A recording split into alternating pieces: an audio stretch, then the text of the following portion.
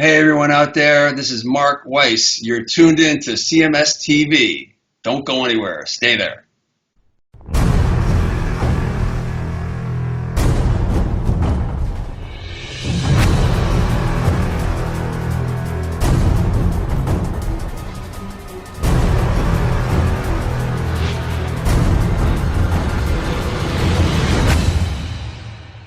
Siren right here on your classic metal show with Sister Whiskey. No, that's not Skid Row. That's actually Pin Siren. Like it. Probably one of the best bands that was on the Kibble record label. No, probably about that. That was the best band that was on the Kibble record label. They should have had a bigger career. I mean, obviously, Skid Row had that sound. Pin Siren had that sound. What's the other band that had Spread Eagle. They had that sound. They're all from the East Coast. They're all from that New Jersey area, right? Mm-hmm. Yeah, it's weird that there were three bands that came out of that area and they all sounded very similar. Yeah, but they did. Good stuff. I loved Pin Siren, man. That Slave to Your Master record, that's as good a record as came out in the 2000s. Yeah, I agree. I mean, in my opinion, and I know I'll get some backlash for saying this, but in my opinion, it was just as good as Slave to the Grind. Yeah, it's a damn good record. I don't know that I would go quite that far, but well, I went that far. God damn it! That's my opinion. That Hung Like Jesus tune, that's my jam. I still listen to that Pin Siren record probably 2-3 times a year. Yeah. Well, God damn it, you just said their name, the Switchblade Serenade. Spread Eagle. Yeah, Spread Eagle. I love that record too. Mm-hmm. Yeah, that's a good one too. Yeah, so I don't know. They just had that. I don't know what you want to call it. I mean, obviously Skid Row was the one that broke out with the big hits and got to be well known, but Spread Eagle and Pin Siren both equally as good in my opinion. Yeah, I agree. I definitely agree. They were I'll tell you what, anything but Slave to the Grind, I would say the Pin Siren record is better than in the Skid Row catalog. Sure. Because I'm not a huge fan of the debut, and certainly it's better than whatever Beat Yourself Blind, what's that called? Subhuman Race, yeah. Had Frozen on it and all that shit. It's a good album, but it ain't as good as Pin Siren. So yeah, well, that was on the downswing of the 80s. Yeah, it was. I mean, I got to be honest with you. This chick I was dating at the time, when I Remember You and all that shit came out with the debut release. Mm-hmm. We went to Aerosmith, and they were opening up for Aerosmith on the what was it, the Pump tour? I think so. I think it might have been Pump. And to be honest with you, I wasn't that impressed with Skid Row or with with Skid Row. Okay, I thought they were okay, but I didn't think they were that great. I mean, because obviously the difference between watching an MTV video and listening to a studio record as opposed to what you see live. Yeah, sure. It was okay. I mean, I went there expecting to see somewhat of a bombastic, over the top performance, and it really was just kind of like, okay, that sounds like a garage band. Yeah, they figured it out though once they toured with Pantera a couple of times. Oh yeah. I mean, we now, was it Sebastian solo that we saw at was it Rhodes Arena? Rhodes Arena, yeah. Was that Sebastian solo? Yeah, that was Sebastian solo. Yeah, so he came out there and played with a song with Pantera, I believe. Yeah. Mm-hmm. Yeah, it was them, Anthrax, and it was Sebastian, Anthrax, and Pantera. That was the one where me and Randy got completely fucked up with the bands. Yeah, I know, but isn't that weird? Does that seem like that happened yesterday? No, that does seem like a long time ago. Really? To me, I remember that, just standing on the floor watching that show, and to me, it seems like that happened like last year. Yeah, that was what was that, like 2000? 99, something like that. Yeah. There. I mean, Anthrax was on Volume 8 tour. I remember that. So let's figure out when Volume 8 was out. Let's see. Anthrax, Volume 8. The Threat is Real. That came out in 1998. So it was either 98 or 99. Yeah, so I knew it was right around there. Yeah. And I went to that show, and, it was a good show. It was a solid show. Yeah. Totally bombed. Oh. Trying to hang with those fucking Pantera guys was a trip. And Randy, even worse than me. I mean, Randy's not really the drinker. No. He's not like this crazy drink guy. Me, I can throw down with anybody, but throwing down with those Pantera boys was something else. That black tooth grin. Whew. Just bombing. And fuck, every time we had those little clear plastic cups. And I mean, anytime Dimebag saw you with a cup that was empty, he was handing you another cup. Yeah. Hey, drink up, bro. Yeah. I mean, you know how it goes, man. You'd be at a party, everybody sitting there telling stories and fucking goofing around. A lot of times you'll sit for 10 or 15 minutes just holding an empty cup, and that's how you kind of pace yourself. Yeah. Not at this show. Fuck that. Every time somebody had an empty cup, Dimebag's jumping up. He's like, all right, I see you need one. I see you need one. I see you need one. And he's running around getting. He was like the maitre d', right? Running around getting us all drinks. We were fucked up. It was more than free water. Yeah, it was definitely better than free water. Free. Ooh, wow. We were so hammered at that show, and then after, the worst part was then we had to drive to Canton. To go and yeah, because Pantera, some of the Pantera guys were going to play it, and they wanted Randy to go because they thought Randy looked like fucking David Lee Roth. Yeah. So we get down there, and now for me, Canton is pretty far from my house. Yeah, it's like 40 miles. Canton's a good hour from my house. Yeah, it's 40 miles from your house. And I'm drunk. I mean, drunk. And I'm driving, and I have to, not only do I have to drive home, but I have to drive Randy home to Ravenna first. So it's like probably if you take that from Sadie Renee's to Ravenna to my house, is that 50 miles? It's over 50 miles. Yeah. Because you have to go north and then go east, and then you got to go back west to you. Yeah. So we're doing all this, and mind you, it's not like we got to Sadie Renee's and stopped drinking or started drinking water or something to mellow out a little bit. Absolutely not. We're at Sadie Renee's and they're feeding us drinks there too. It was like, we were so fucked. That was one of the only, Randy at one point was like, dude, you want to stay here at the apartment? And I'm always a definite no on that. That was one of those times that I was like, maybe. Yeah. But the wife. Well, that was it. It was the wife. Yeah, dude, honestly, it would have been better for me to get a DWI than to do the right thing and stay at Randy's place. Because at least if I got the DWI, I was trying to get home. Right, of course. And that she would have accepted that better than if I would have stayed at Randy's. It was like, you guys were fucking chicks.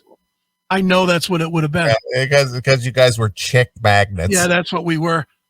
If I got half the pussy that I've been accused of getting over my lifetime, my dick would have been like Chuck Negron's. It would have been great. Yeah. I cannot tell you over my lifetime how often I got accused of banging other chicks. And it's like, man, I wish I had half the pussy I've been accused. Yeah, no kidding. It's like chicks just don't drop their panties and just beg you to fuck them. Yeah, it just doesn't happen. Not normally. I got accused of that all the time. Yeah. Yeah, dude. Same here. It's like, and I'll be honest with you. If I was involved with somebody, I never cheated on them. Never. Yeah. Not even once. To me, getting caught in that, I mean, I was a cheating machine when I was in Korea because I just didn't care. But I was 19 years old, so who gave a shit? Right. once I put a ring on it, I was done. I was not giving up. And I ain't gonna lie, I wasn't giving up half of my fortune as it was making $30,000 a year. I wasn't giving half of that up to some chick I didn't want to be with anymore. Sure. There was no fucking way. Some hooah. Yeah, there was no way was I doing that. So I didn't cheat. I was like, fuck that. There's no cheating here. And believe me, when I was famous, Chris, when I was WMMS, Chris, there was a lot of opportunity. Oh, I'm sure there was. There was a lot of opportunity from chicks. I can't tell you how many times I was hosting events and chicks were like, I'll suck your dick for fucking Pantera tickets. How about if I just give you the ticket? Right. Well, speaking of that, I know we talked about this earlier in the show, listening back to some of the Jocktober stuff and the O&A stuff. Yeah. I guess they were doing their show next to K-Rock or in the studio next to the K-Rock studio or something when they were picking up their phones. Yeah. And they go, man, the K-Rock phones are lighting up like crazy. There must be something going on over there. And they like picked up the phones. Right. And they're just like, hey, K-Rock, they're actually K-Rock. Did I win? This is like, what do you think you win? Foo Fighter tickets? He goes, all right, all you have to do is repeat after me. I suck cock for K-Rock. You get those Foo Fighter tickets, K-Rock. Right. I suck cock for K-Rock. Yeah. Dude, they were ahead of their time. I know, but it's just the whole, I'm going to get something for nothing. Mm-hmm. Well, what do you do for those tickets? I'll suck your cock for Pantera tickets. Yeah. There's all, dude, those kind of nights and, the infamous night at Billy's Club when we locked the doors and I started doling out money to get chicks to fucking eat each other out on top of the Pac-Man machine or fucking get naked in the tub of ice water and, got Randy laid. That was one of those times. The one chick was like $40 and I'll fuck you in the back room. And I was like, I looked at Randy. I said, how about if I just give her the $40 and you fuck her in the back room? Wow. And Randy was like, okay. Okay. Terrific. Okay, terrific. And Randy did. He took her right in the back and fucking banged the tar out of this fucking little girl. Ugh. For $40. But dude, you want to talk about getting in trouble? Because I spent a ton of money and I didn't have any money. I went to the ATM machine and drew out like $400. It was like rent money and everything else. It was literally my rent money. But I was just like, fuck it. Who cares? We're having fun. I didn't want the party to end. Ooh. And then trying to not tell her what I did with all the money. Laying down your trick money for the whores. I couldn't tell her that. I literally told her that I was drinking and it got away from me. And let her think that I drank $400 worth of booze. You drank it all. Yeah. I was more than willing to be guilty of being a drunk than a whoremonger. Yeah, and especially since I wasn't banging the whores. Yeah, I spent the money and I didn't even get it off on it. Yeah, do you think she would have believed that? No, I have a hard time believing that. And I was there. That story just sounds terrible. Oh yeah, I spent a bunch of money and everybody else got laid and not me. Yeah, yeah. Because I love you, honey. Yeah, exactly. Because I'm so faithful. I'm faithful to this marriage that's going to last forever, right? I'm telling you, if any of you listening tonight haven't had a chance to relive the O&A days, yeah, you have got to listen to that shit. I mean, it's been years for me, and listening back, I'm just like on a different planet listening to these guys. Sure. Oh yeah. Just listening to the stories and the carrying on, and it's just funny as fuck, man. Mm-hmm. Just so good. Yeah, it is. Dude, speaking of marriage and stuff. Yes. Do you want me to make your stomach hurt? Oh, please. Saw a posting this week on Fuckbook. Steve Jackson engaged. Well, we knew that. I know, but now it's official. Steve Jackson engaged. Did he just get out of a marriage recently? Yeah, well, got to get into another one. Yeah, of course. Got to jump right back in. Well, he dated her a year. Therefore, you got to jump right in. Mm-hmm. Fuck that. Yes, please. Yeah. Ugh. Why would you do that to yourself twice? Because this one is going to be the one, man. Sure. 5 years later, we'll get the call again. Dudes, I should have listened to you guys, man. That bitch was worse than the first one, man. And then 3 months later, I'll be like, I met this other one, man. Yeah. She's great. This is the real one this time. Mm-hmm. Those other two didn't have quite what it, but this one, she gets me.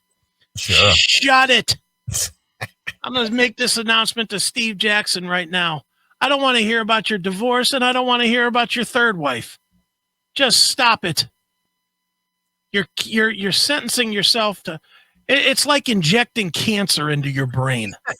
That's what you're doing. You're injecting cancer into your brain. Well, you know what's really funny is again, with the O&A, I was listening to an older episode of O&A, and they were talking about the whole marriage and divorce thing. Yeah. And Opie was going, yeah, I can't even imagine being married at this point. I can't even imagine being married. And then later he's married, got kids, and that's when the show started sucking. Yeah, because he got married. Yeah, well, he got married, and then he had a kid, and then all he talks about is, well, I'm just hanging around the house, watching the kid, being on Twitter, and it's like, dude. Yeah, and then of course, because the show got a little nutty, especially with Norton and his sense of humor, and Anthony egging him on, and these two are single guys, and then Opie is just like, hey, dude, she's telling me I represent all of us now, and she had to turn it off because she couldn't listen to it, and then and I was just like, oh man, you talk about throwing a wet blanket on a raging inferno. Yeah.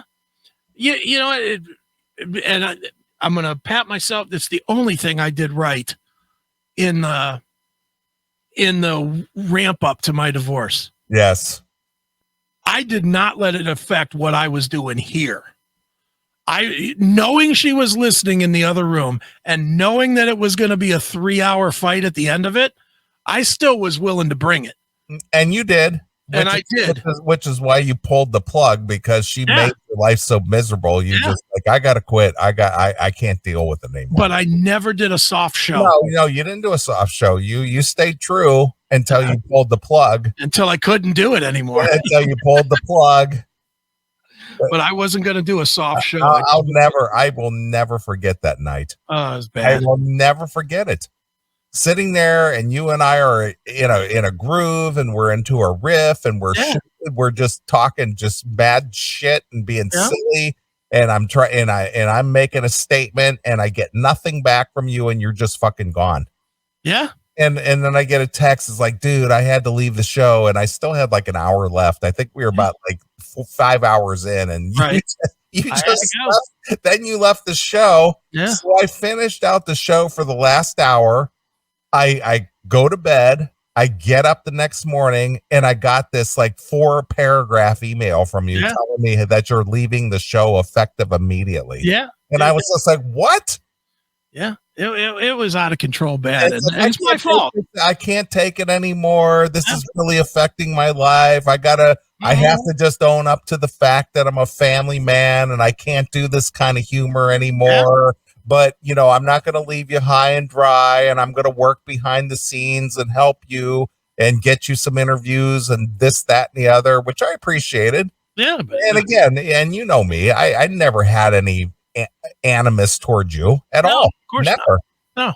And then you go, I really love what I do, but I got to concentrate on the family right now. And what a mess. And then I kept saying, you'll be back. Yeah. What a mess. It was a mess. And then you tried to do something clean and launched all the news. Yeah, which was doing well, but I hated it. And it was just like, it was boring. Yeah, I hated it. It was boring as hell to me. It did okay. Yeah. But I hated it. I was like, I am not fucking Rush Limbaugh. That's not me. It's like, and then I was just like, okay, well, I'm gonna muddle through here the best I can, and I'll find you a new co-host. And I was just like, dude, if it's not you, I don't want another co-host. Yeah, we tried with that. I don't want another co-host. It just wasn't. I mean, the whole time was a mess, and honestly, I mean, you can't change it, but obviously the right move would have been tell her to fucking beat it. That was the right move at that point. I should have told her to beat it. My kids were almost out of the house, so this mystery that I was going to be paying was like, how long would I have been paying? 6 months, 8 months, a year? Yeah. I mean, I wouldn't have been paying that long, and then they'd have been out of the house. So yeah. I remember talking to my sister. It's like, yeah, Chris had to leave the show. Well, what happened? And I said, well, his wife was really putting a lot of pressure on him. Well, you guys are pretty dirty. Yeah. And I was just like, well, that's kind of what our humor. And it's like, well, I can't blame her, Yeah. And it was probably good that he left the show to concentrate on his marriage or his life and blah, blah, blah. Great. I said, well, it's kind of leaving me hanging. Well, maybe it's time for you to just put that show away because that's just kind of, and it's like, but it's what I like to do. Yeah, I know, but it really just doesn't fit in with what we do here. And so what? So what? It's just like, I know, dude. It just was a mess. That whole time, and I'm telling you, that was the deepest depression I ever went into. I know. I mean, I called you a lot, obviously, because I was in a bad way too. Yeah. In a personal way. Right. You were hating your life. I was hating my life. And then we talked 2 or 3 times a week. Yeah. And it's just like, what's going on? Well, and we were still doing a show. We just weren't sharing it. And then it was just the funniest goddamn thing when you and this happened when we were not doing the show was when your wife raided your office area and threw all the CDs and all that shit and just destroyed all your VHS videotapes with scissors, ripped them out and cut them so that I couldn't even put them back together. Oh my God. With scissors. I came in and there was just this huge fucking pile of broken CDs and broken videotapes with tape cut all over the place on the floor. And I was like, what the fuck happened? Yeah. And I was kind of hating my life at the time too. And then you're telling me your story. And I was just like, oh, I guess I don't have it as bad as Chris. Oh, dude, I'm telling you, I wanted to kill myself in the worst way so many times. And I went into total isolation. I didn't just cut off from the show. Yeah, well, because you were you were being accused that your quote unquote your friends were bad influences on you, and so you didn't have any contact with them. No contact with friends. I went out one time in 2.5 years. I went to BW3's to watch a fucking college football game. I don't even watch college football, but I went to a college to watch a college football game, and she was somehow okay with that. But dude, and then some of the moves I was making were retarded. She's like, this is your chance to upgrade your friends. And I was like, okay. Yeah, because I hang out with the lowlifes, man. So I started hanging out with this guy. His name was Chris, the same as mine. And he was a senior level guy at Rockwell Technology. Right. He was like a senior director of blah, blah, blah, whatever. And had the huge house, remember that he was the guy that got me into that fucking Quick Star nonsense. Yeah, I met him. Yeah. I got into it too. Yeah, because I roped you into that. But, and it just was bad. It was like, I'm hanging with this fucking guy. I can't talk to him about anything. He didn't like any of the same TV that I did. He didn't like any of the movies that I did. He was a country music fan, so I couldn't talk to him about tunes. And, all he wanted to talk about was his kids going to Aspen for a ski trip and Quick Star. And meanwhile, I couldn't associate with any of this shit because I couldn't afford to send my kids to Aspen and, on a ski trip and fucking... I didn't want to talk about the new John Michael Montgomery record. I just wasn't into any of that stuff. And I'm hanging with this guy sitting at his house. Dude, I remember this like it was yesterday. I'm sitting at this guy's house and he's got like the real foofy fucking hors d'oeuvres bullshit on his table. And we're sitting there and we're talking about that fucking Quick Star, which is basically Amway. Right. And so we're talking about it, and he lays all the products that he bought out.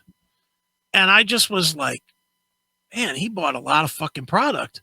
And then I started thinking about it. This guy can afford these fucking $40 vitamins. Right. I can't afford $40 vitamins. This, you know, why am I here? But we finished talking about Quick Star. And then, I mean, probably for 20 minutes silence, because you ran out of shit to talk about. Nothing to talk about. There was no commonality at all. No, he was a fucking hardcore Democrat guy, which wasn't such a big deal at the time. But I was like, I wanted nothing to do with politics. You know, I didn't want to talk politics with this guy. You know, and I got Georgetta over my shoulder, making sure I don't say something stupid to offend these new friends. Something stupid. You know, her new wealthier friends. Right. She was friends with the wife, and I was like, what the hell am I doing? Yeah. And then I just was like, you know what? Fuck it. I just don't want to talk to anybody anymore. And I spent easily a year. I would talk to you on the phone. And that way, and my friend Scotty, and the rest of my life was spent with headphones on. Right. I would wear headphones so that I could zone out of the entire fucking world. And I did for at least a year, maybe a year and a half. Just did not function just at all. I mean, just she did me such a solid by dumping me. It ain't even funny. Yeah. And believe me, it shows itself more and more every single day, you know, and we're on good terms. You know, it's the weirdest thing. We're on good terms now, but just even talking to her, when I talk to her about this or that, I just get those little reminders, and it's like, oh, that could really be fucking bad if that was still going on. How I probably would have killed myself. Right. I think it's not healthy to be that isolated for that long. I agree. I completely agree. And especially somebody that like me, that is a total social butterfly. It is really not good to be that isolated and not talking to anybody but your kids and your wife that you don't even like. You know, that was a whole nother thing. I couldn't really talk to her about anything either. She didn't like sports. She didn't like my music. She didn't like my TV. She didn't like my movies. Yes, Phil, it was my marriage. I will say yes. It was definitely worse than Al Bundy's. Absolutely. Neeley was here to see it. Who would you rather have been, Al Bundy or me? Honest. I'd be Al Bundy, I guess. I would too. I would have traded with Al Bundy in a heartbeat. At least he went out to the bar every once in a while and got to look at a tit mag or a strip club every now and again. Or he fitted women with shoes with short skirts on. Yeah, could get a little glimpse at the fucking meat flaps or something. Exactly. Yeah, I mean, Al Bundy got to live a life. I had nothing going on. Yeah. You know, nothing. And I... You know, it was so bad. And now it's not. And it's like, you know, it's such a weird thing because, you know, she'll say to me on occasion now, she'll be like, see, I always knew you didn't want to be married. And I have to say, yeah, you're right on that. Well, you know, the funny thing is that, you know, and I don't even know if I revealed this to you or not, but you left the show, which we were having fun with. Yeah. You know, we were just having fun, just as much fun as we were having today. I guarantee you we're having more fun today than we did then. Oh, yeah. But both of us, we were just having a good time. The whole breakthrough for the show, where you and I are concerned about where the direction of the show was, it'll always be Laser Wolf Mother. Of course, yeah. That was where you and I discovered that what we do free form works best. Yeah, and long form. That was the other thing. Free form and long form. Because we used to we used to do segments, but they were all like 10 minutes. Yeah, because we were trying to be formatted. Yeah, we were trying to be like a radio show. We were trying to be like, all right, well, you know, well, since we talked about Kingdom Come, let's play a Kingdom Come song. Exactly. Yeah, and we were very formatted because we were both used to the radio clock. Mm-hmm. So we were trying to stay and be traditional radio. Yeah. But then we realized we don't have to do that. Yeah. And then when we did the Laser Wolf Mother thing, and then we talked to that Kushnick guy from Thor. Yeah, Thor. And he said he was listening to the show and he thought we were really funny. Yeah. It was just like, holy shit. We kind of like stumbled onto, what we can do. And we were really starting to pick up momentum, and that's when things started getting ugly. Yeah. In your life anyway. Oh yeah, it was bad. And so it was so, and there's more to it. I was doing the CMS and having so much fun. Yeah. Then I would get from 3:05 till about 6 or 7 in the morning. I would just get destroyed by the wife. Well, what I was trying to drive at here is that you were having fun with me doing the show. Absolutely. Because we were really kind of finding our center, kind of, hitting the ground running. And we just realized that we could do kind of goofy shit. We could do bits. We could pick on Talking Metal. We were goofing on the Rev. We were doing all kinds of just off the cuff shit. Yep. And then you pulled the plug. Yeah.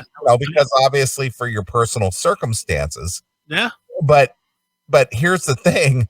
After you left the show, and I thought you were done. I thought, okay, well, Chris is done. Obviously, he's trying to take care of shit. Well, then you launch all the news. Yeah. And my personal thought was, wait a minute. You can do all the news, but you can't do the show with me? Yeah. And you didn't spend a lot of time on doing all the news. I mean, that lasted maybe 6 or 8 months. Yeah, not too long. It wasn't very long, but you were uploading segments and you were recording stuff where you were analyzing the news, as you put it earlier, Rush Limbaugh. And I'm going, what are you doing that for when you have a perfectly, able co-host to do fun shit with?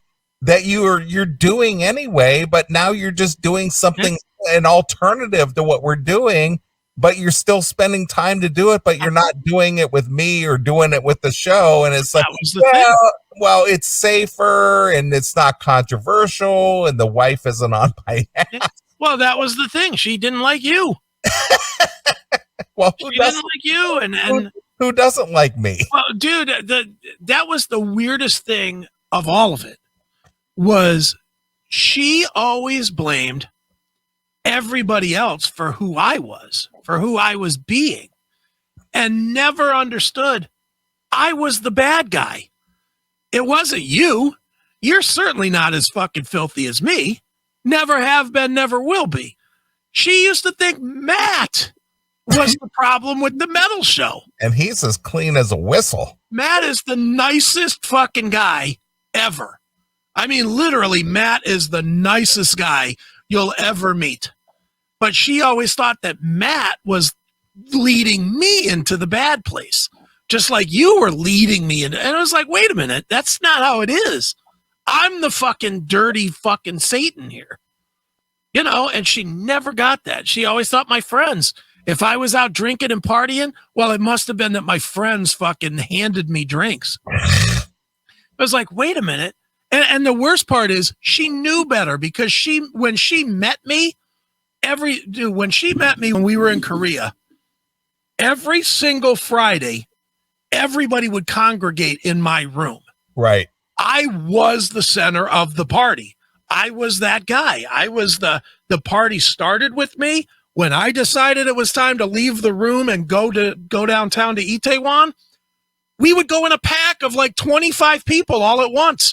Because everybody, and it was all me. It was all, I'm ready to go.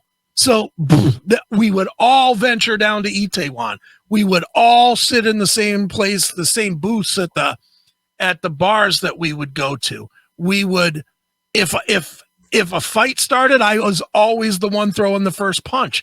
And then everybody would jump in. But I was always the instigator. And somewhere along the way, she forgot that that's who I was. It was crazy, dude.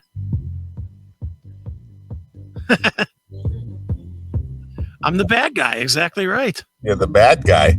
I am the bad guy. White shirt, now My girl. no sleep.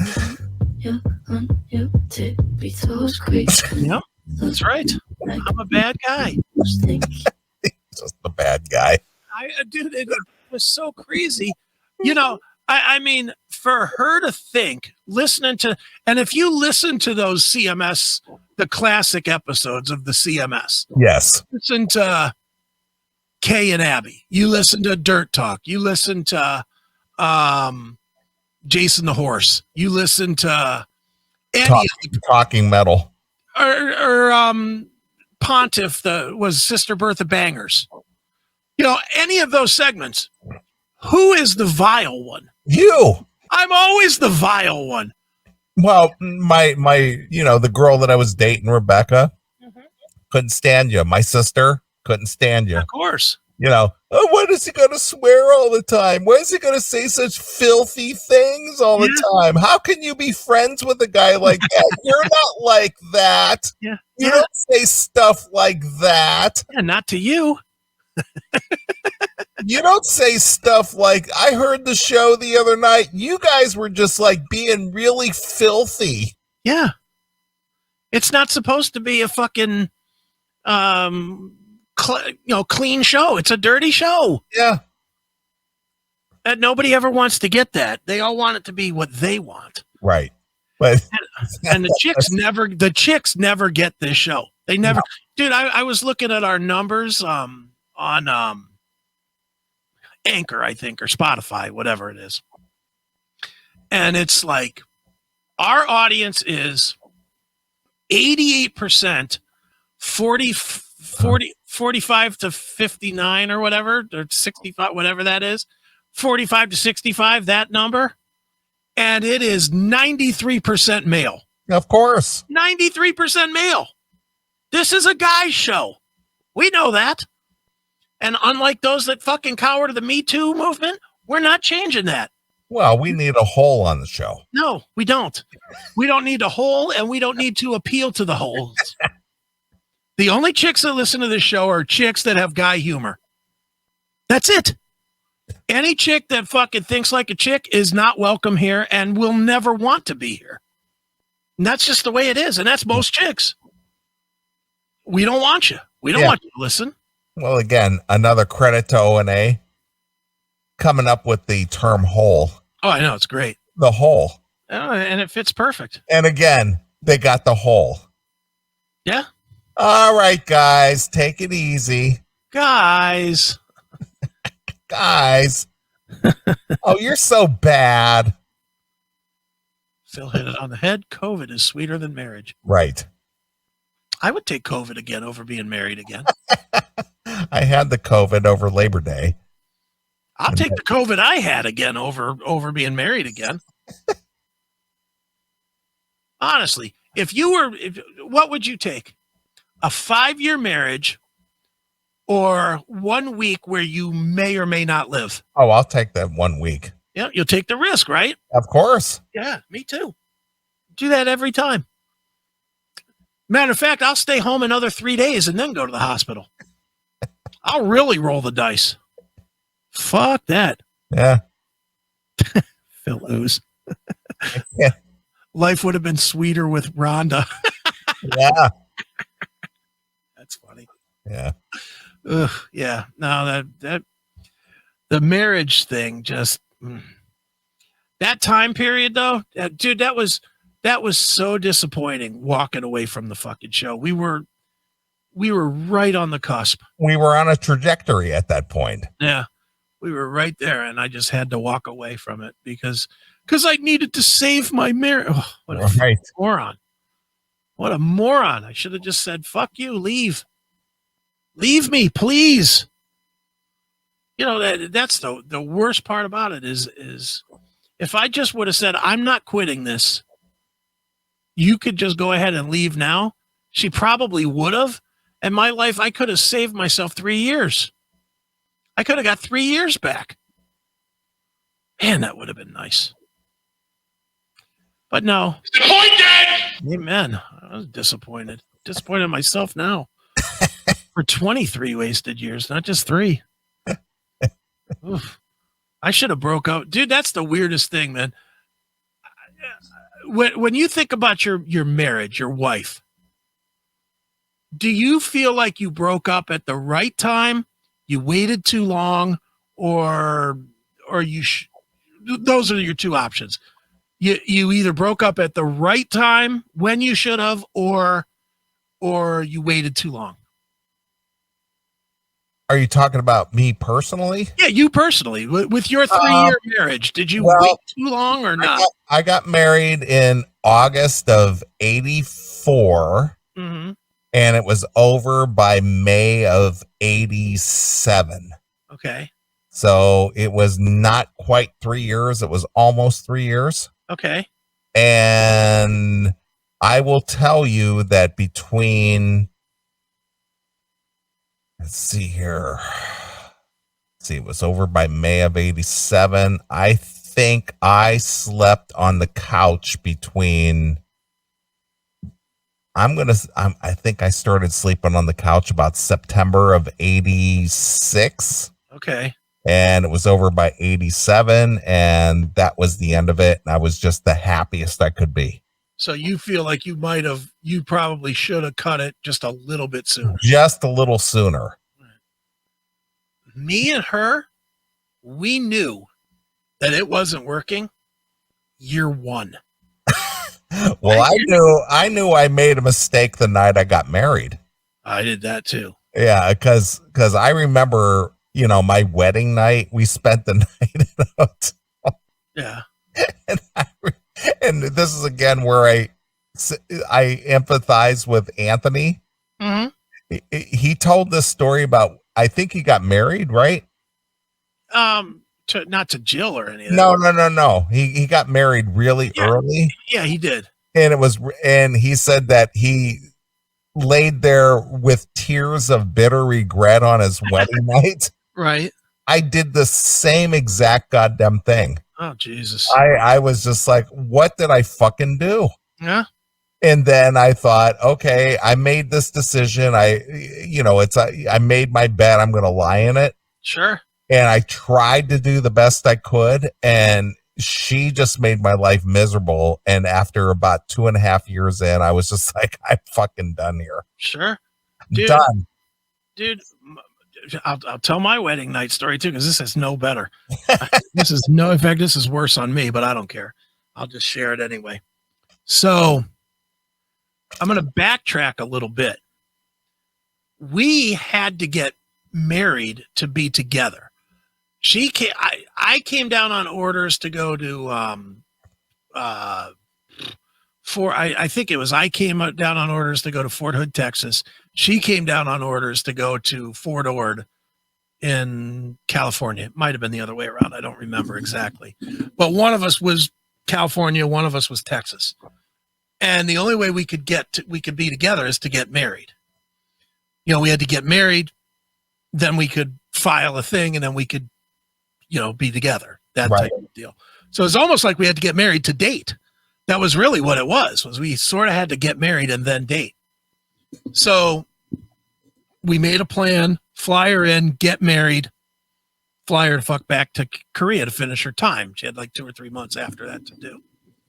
So in that time, I get a DWI. I get in trouble. I get busted. I get busted with all these fucking fake IDs in my pocket and other friends' IDs and this whole thing. Just a mess. And I really blew up my entire life because we had all these plans that we were going to do. We were going to finish out our Army time. I was going to go to work at NASA. I had a security clearance and I was an intel guy. So I had already talked to the people at NASA and they were like, yeah, as soon as you're done, when you're about a year out, hit us up. We'll get all the paperwork done. You can walk right into NASA when you're done. And we had all of this already laid out. Then I get a DWI in intelligence school, no less. I'm in intel school First thing they do, pull my security clearance. Right. Which means my job in the Army is now fucked because you can't be an intel guy without a fucking clearance. Then NASA says, no, can't have you without a clearance. So I'm fucked in NASA. I'm just fucked every which way, right? I don't tell Georgetta that I get this DWI. I wait till she gets here. She flies in from Korea to Arizona.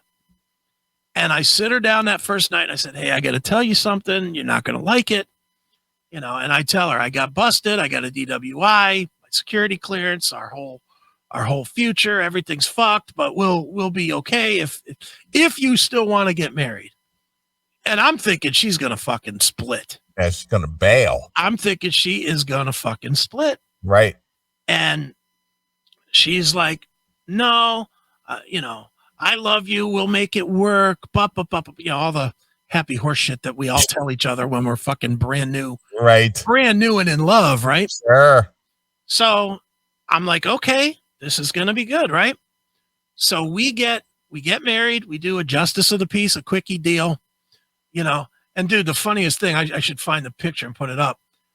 I had nothing to offer. So nothing to offer that she had to pay for the justice of the peace because I had no money because I had to pay the fine for the DWI. And I couldn't even afford a sport coat for the wedding itself. So I had to borrow my friend Tony's sport coat. Nice. I'm wearing this sport coat that's like 3 sizes too big for me, at my own fucking wedding because I couldn't afford anything. So we get married, and instead of doing like a party thing, we just went up to the mountains. All my friends, she doesn't know anybody there, but me and all my friends, we go up to the mountains with a hibachi and mad amounts of alcohol, right? I, of course, get completely fucking annihilated. Just fucked beyond all fucked, alcohol driven. Guy that just got a DWI and isn't supposed to be drinking.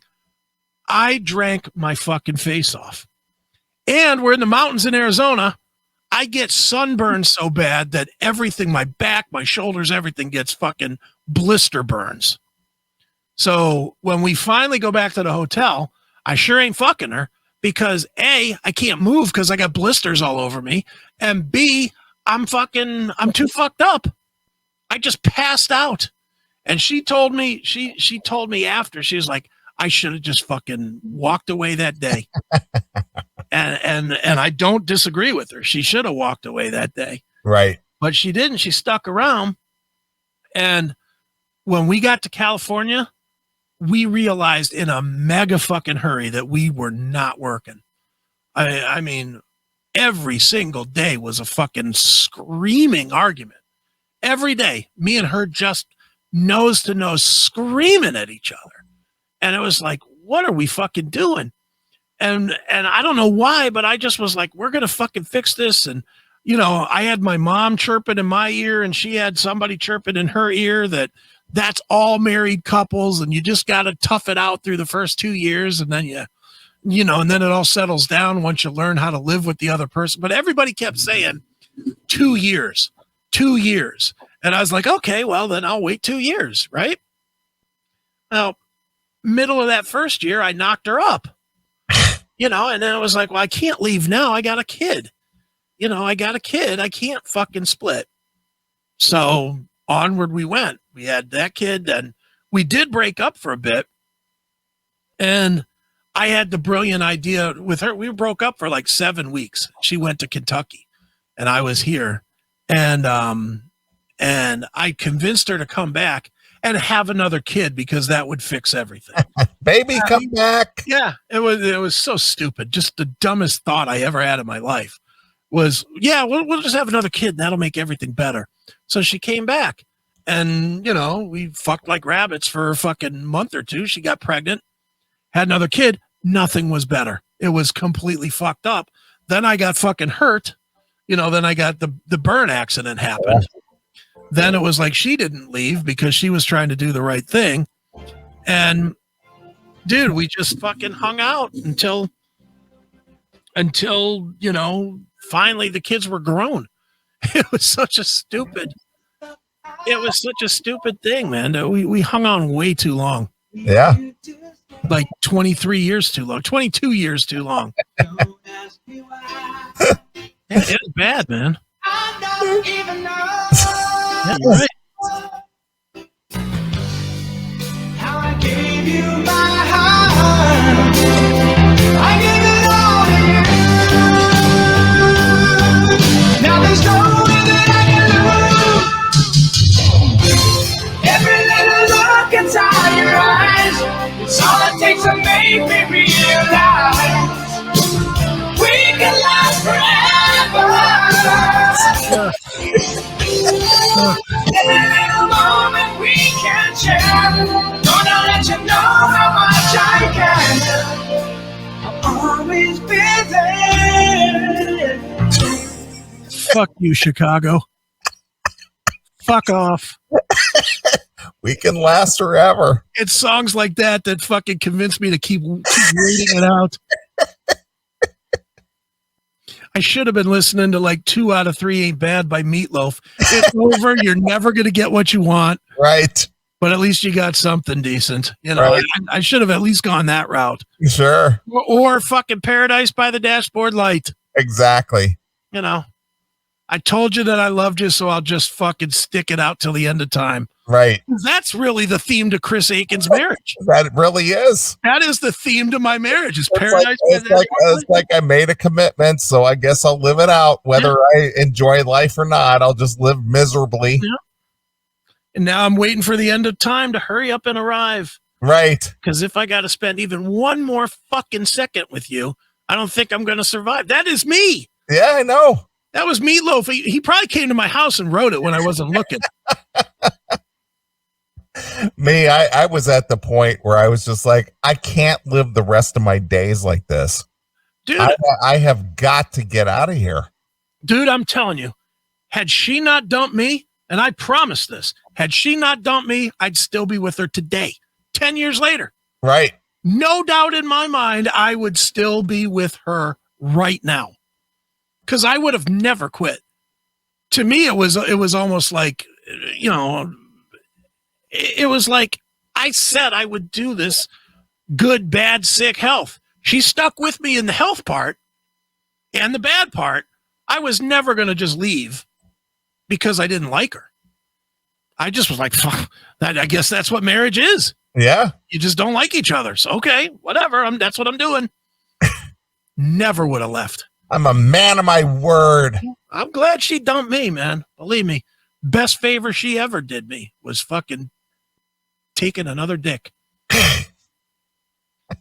And Best favor she ever did. And then he died. Then he died. I don't know if that was supposed to reveal that, but Victory lap for Chris. yeah. No, that would be wrong. Nah. Look, as much as I should probably hate that guy because he was banging my wife when she was my wife, rest in peace, bro, and thank you for doing me a solid. Well, I got a story like that too. All right. So when I was living in California, we were living in an apartment complex, right? Okay. So there was this guy, real nice guy, just kind of unassuming, just kind of a low key guy. Right. We lived near a Air Force base. Okay. It was what was it? George Air Force Base. And this guy was based at George Air Force Base, as were a lot of people in the town there that I lived in. Sure. And he lived in the 1-bedroom apartment right next to us, right? And he was a Midwestern guy. He was from Indiana.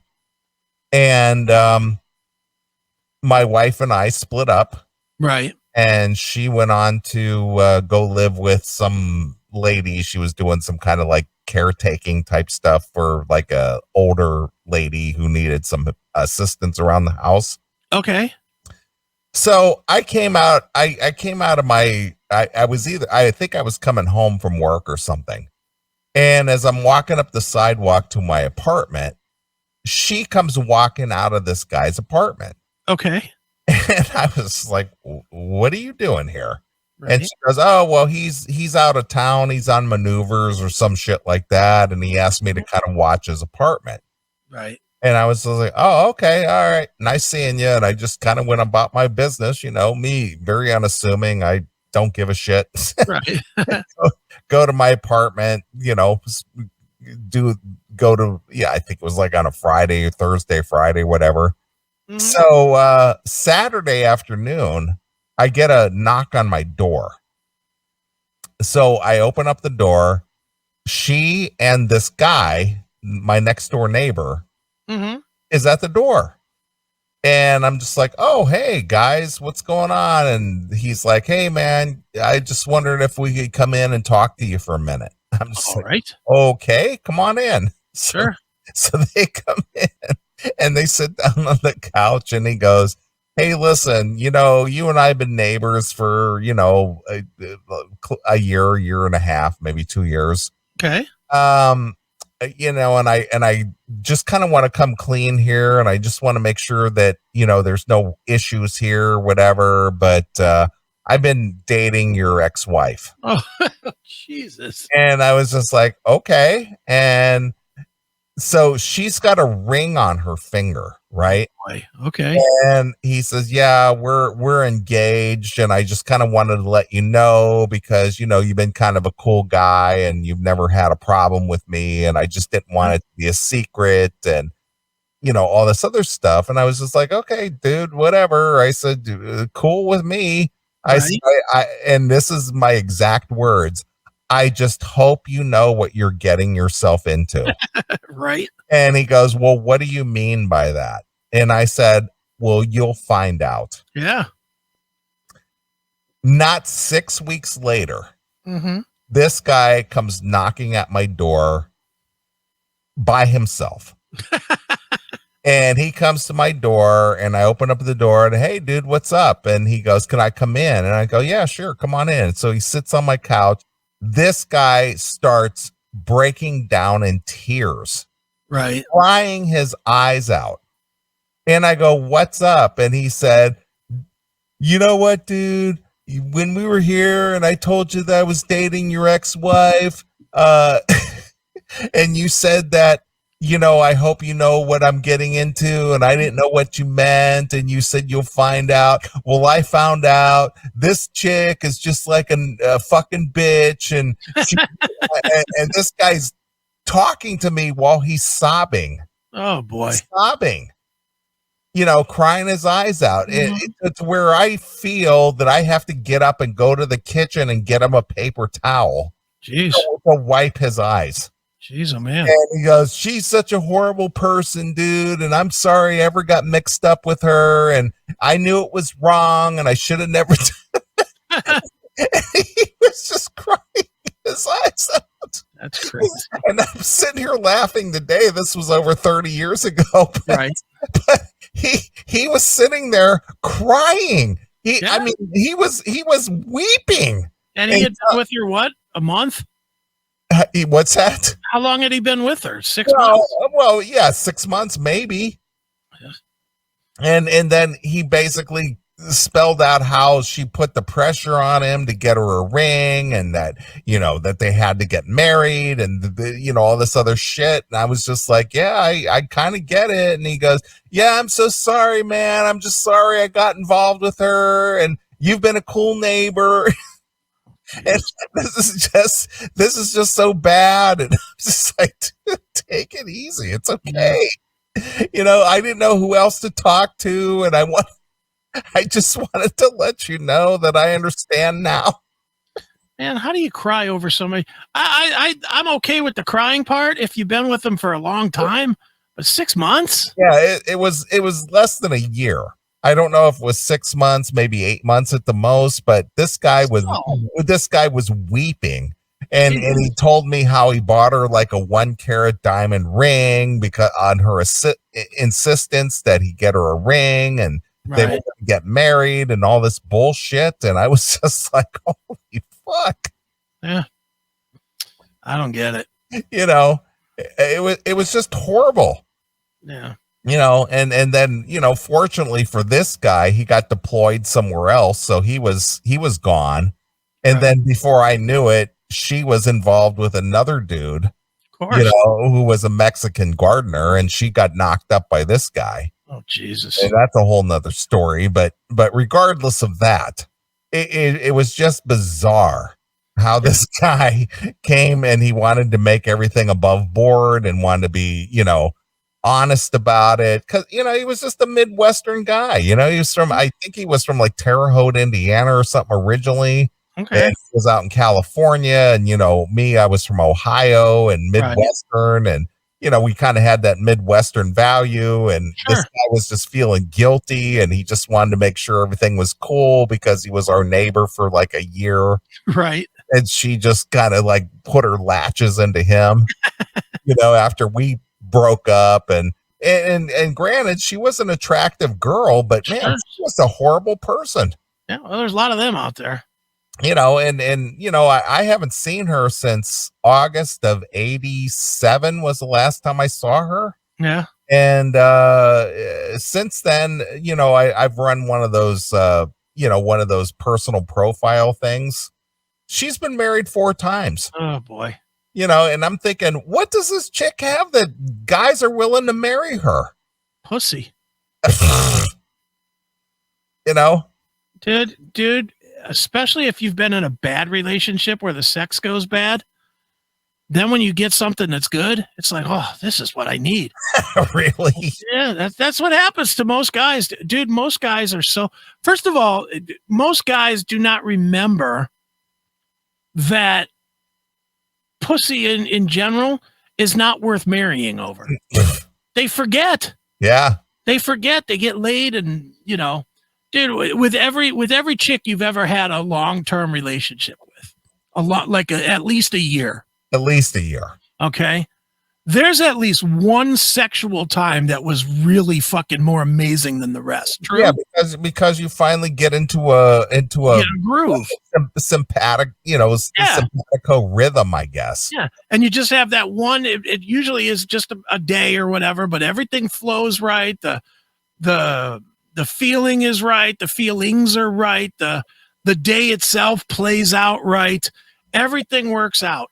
Unfortunately, with guys, that's the day we always fucking compare everything to. That's the day. That's why guys like me, stupid ass me, stay in relationships too. Right. It's like, because I can get that back. That day was so good. I'll be the first one to say that is definitely what happened with me and Georgetta. Well, that's what's called lightning in a bottle. Yeah. Me and Georgetta, we had this fucking ridiculous, crazy fucking sex night when we were dating at the Naija Hotel in fucking Korea in downtown Seoul. And it was like just 12 hours of just nonstop fucking. Right. It was fucking ridiculous, man. Fucking. The kind of shit you see in pornos where you're fucking and you fall off the bed, you don't even pull your dick out. You know, I mean, it was that kind of just absolutely fucking ridiculous sex night, right? Right, for sure. I can't tell you how many times when I was at my worst with her, I would think to myself, but I could there's got to be a way to get back to that. Yeah. I would think that all the time. There's got to be a way to get back to that. Well, the reality is there's not a way to get back to that. No, it was just a moment in time, and it was fleeting. It was a fleeting moment in time. Yeah, and I'm not fucking 19 years old with 3% body fat anymore either. You know, I'm fucking dumpy 35 burn victim guy. I'm not going to find that again. Yep. You know, I'm not in that kind of shape. I'm not in that kind of mental mood. Now everything bothers me a lot more, you know. Back then, I mean, what were my issues back then? Chasing chicks. That was the only issues I had when I was 19 years old. Right. Getting laid and partying. I didn't care about politics, bills, life, anything. I cared about getting laid and fucking partying, which made it easy to fucking fall in love and really get into a crazy fucking sex life with this chick. And then all of a sudden it was like, I can get back to that. I know I can find my way back to that. And the reality was, no, there's no finding your way back. And that is a lesson that guys need to learn. Whatever that special time was, it ain't coming back. That most special time, if it's been more than 6 months and you haven't felt that way again, that's the moment that you mark as the fucking time you started falling down the hill. Right. And the only difference is if there's a plateau level on that hill or if you're going to fall all the way to the bottom and get hit by a car in traffic. And for most of us, we fall into the traffic. That's just the truth to it. Yeah, I agree. That's just the way it is. Yeah. Well, I had this chick that I dated, back in between 89 and 91. Mm-hmm. It was on an on again, off again thing. Yeah. And she wasn't exactly the most loyal girl, mm-hmm. but we had just amazing chemistry when it came to sex. Okay. And, she did some, kind of despicable things. And somehow, some way, as a young man, I find a way in my heart to forgive her trespasses. Yeah. because of that thing. And I did recapture it several times over that 2-year period. Okay. It would ebb and flow. Then she'd be doing something and it was kind of like despicable and whatever. And I would forgive her and then it would heat up again. And then it was, what I'm saying? Mm-hmm. And what ended it was I actually caught her in bed with another dude. Oh, Jesus Christ. That's what ended it right there because I walked in on her. And you didn't murder her and him. Well, what was I going to do? See, this is here. I can explain this story super easy. You never, and it's why you would never be able to be married for any length of time. You would never commit emotionally fully to anybody. No, that's never. True. That's true. Never have and never will. And that's why you don't have rage when that kind of shit happens. You didn't have rage. No. You were disappointed, I'm assuming. But you didn't have rage. Dude, I had the same thing with this girl that I brought here from Korea. She was my fiance before. I wrote about her in my book. Right. Now, she was my fiance before. We came here, met parents for fuck's sake. She went back. She had to go back like a day before me because it was a long story. It was a flight thing. What was it? The chick from Michigan? Yeah. Yeah. That girl. Yeah. She went back. I get back a day later. I go find her in a room banging some dude. Right. In the room. The minute I get back, what did I do? Fucking beat this guy within an inch of his life. I mean, I fucking beat this guy. Had no clothes on, and I'm kicking him in the fucking balls. Right. Shoot a bare balls. Just boom, kicking him in his fucking ribs, dropping down, punching him in his fucking face. I beat this guy almost to death. And I wanted to beat her to death too. I had that rage, but it's because I wear my emotions very much on my sleeve. And whenever I get into anything, it's 1,000,000 fucking %. And to me, that was like the ultimate fucking betrayal, which I'm ready to go to war over. And you don't commit to that level. You always keep that even keel, which has helped you probably not fall into the trap of having just a bad marriage that you've like everybody else that lasts 10 years and you look back at it and are like, what the fuck was I doing? Am I wrong? That's right. Am I wrong on this? Well, you're right. I'll agree that I've always kept one foot off the bed. Yeah, of course. Because I'm, it's just like, yeah, I'm not gonna commit to both feet on the bed. I've got one foot on the floor, and if I have to bolt for the door, that's what I got to do. Dude, I don't believe you put the car keys down. I believe that even when you're in a relationship, you sleep with the keys in your hand. Exactly. So that if she acts up even slightly, you're just like, I already got the keys. I'm out. Well, I'm the guy that Junkyard sings about. It's just like, I want to take my keys and my cigarettes and drive off into the night. Yeah. And unfortunately, you keep your car running, keep it well gassed up. And that's what I always say. It's like, don't take your shoes off at the door. You're not staying very long. That's right. And with you've got where you're going mapped out. Dude, if you were in a relationship right now, you would know, like, just, and I'm playing sake of argument here because I know this would never happen. But let's just say you were in such a relationship that you actually moved in with the chick. Oh, yeah. Not her. I know that would never happen. That's what I'm just playing the game. If that were to happen, you would know on the very best day of the relationship that if anything fell out, where you were going to go and stay. You're right. You would be like, I'm going to go to this hotel. No, it's a plan B. Yeah, but you would always have that plan B. Of course. I went into my shit just fucking blind. Yeah, blind. Maybe that's why I hate that song. Fucking it's the way I live. Because that's just the way I live my life. I just go into everything blind. Flying blind. Exactly. But and I get it. Everybody's different. And I hate to say it, but I think there's more guys like me that are just fucking, none of us think. We're all addicted to puss. We love getting our dick sucked. And then we're just like, oh, this is the best. I got built-in pussy. And she loves me. Right. There's that piece too. As much as guys will always talk about, oh, it's all about the pussy. It's all about it. No, we all fucking are like, well, she loves me. And this person cares about me in a way no one else ever has. Sure. And then it's all shit. Well, what's funny about me is that I have loaded guns. Mm-hmm. I have a bunch of cash stashed. Yeah. And I'm single. I'm by myself, but even if something were to go bad, mm-hmm. I have a way of just grabbing that cash, grabbing my guns, grabbing my keys, and I'm out the door. See you later. Exactly. Yeah. I'm in that boat now, but I wasn't for a while. I mean, dude, tell me this doesn't grind your gears to no end when you have a friend that says this.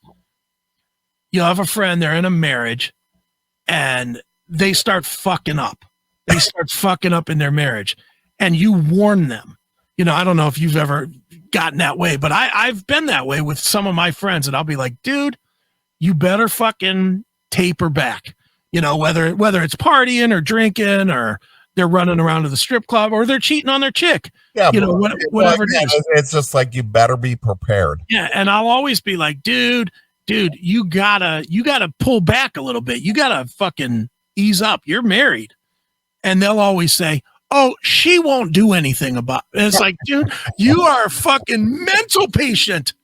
They think that the relationship that they're in now, when she doesn't know that they're fucking up, is the relationship that they're going to be in when they know that you're fucking up. And that's just not true. Right. The minute you fuck up, you're all of a sudden enemy number one. Just like if you had raped their kid. Right. You're in that boat.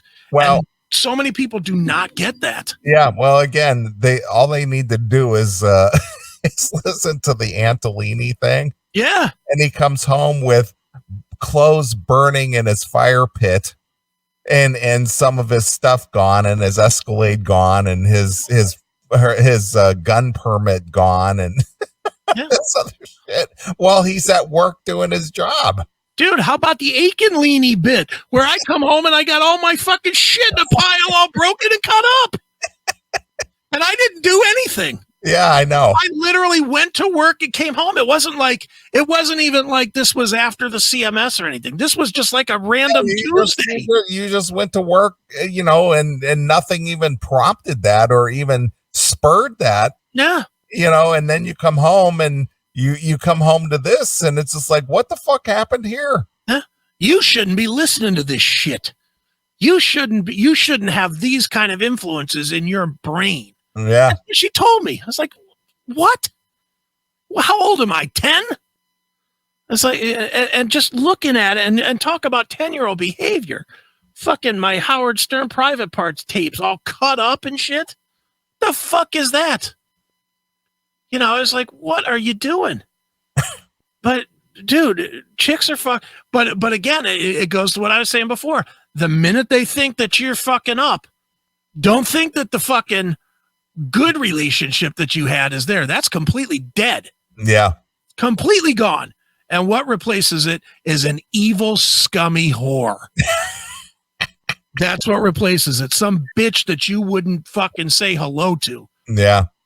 You know, that's what replaces it. Every time, in every single situation of any, not only my situation, any situation of any friend I've ever had, the minute it goes bad, the chick is a fucking beast. Yeah. Well, and I think I told this story before, but the last one I was involved with 3 years ago, you know, we went to a local casino here.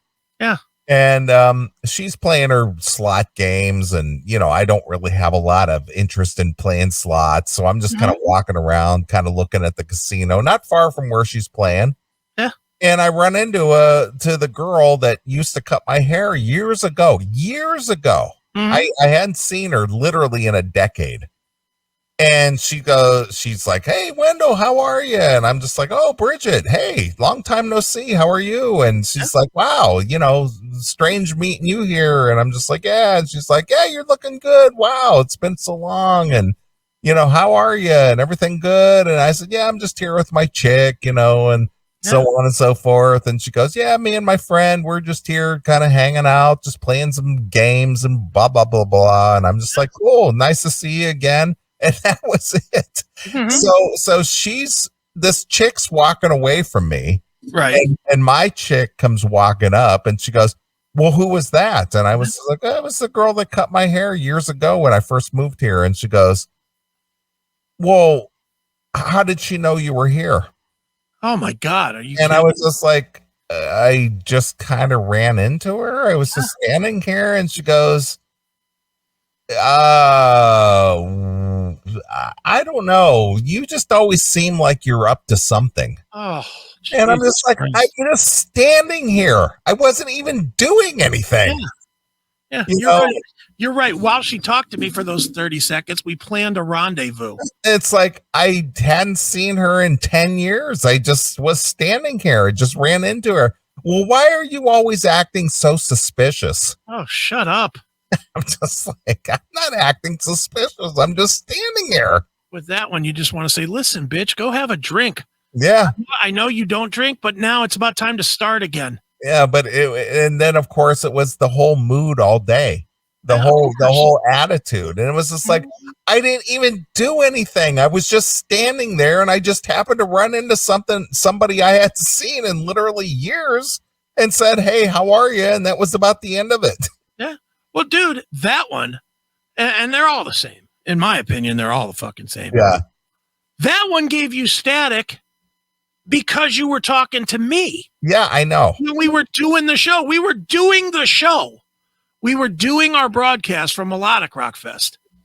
And I saw it. We finished a segment and she turned to you and said, "How long are you and he going to talk to each other?" Exactly. And it was like, this is why we're here. Yes. You were just an invited guest. Yeah. He didn't come to this thing to spend 12 hours with you. This is why we were invited. This is why we were given the free hotel room that you had no problem staying in. We were given the hotel rooms to do exactly what we were doing. Broadcast. Right. That's what we were supposed to be doing. I know. It's just like the whole, it's about me all the time and my insecurity and why aren't you paying attention to me? Yeah. I just remember that we finished a segment and she literally, the second we finished, she was like, "How long are you two going to talk to each other?" That's not And I was like, wow. And then like 2 seconds later, I made the cardinal mistake of offering her a drink. right. Can I get you a drink? You should know that I don't.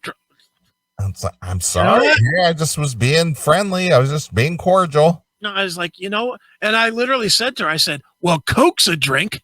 And then she got even more mad because I was a shitty, and she probably yelled at you about me being a smart ass. Well, yeah, of course. And then you said, "Well, how about you, Neeley? Can I get you a drink?" And I said, "Yeah, I'll have a Jack and Coke." "Oh, you're drinking Jack and Coke?"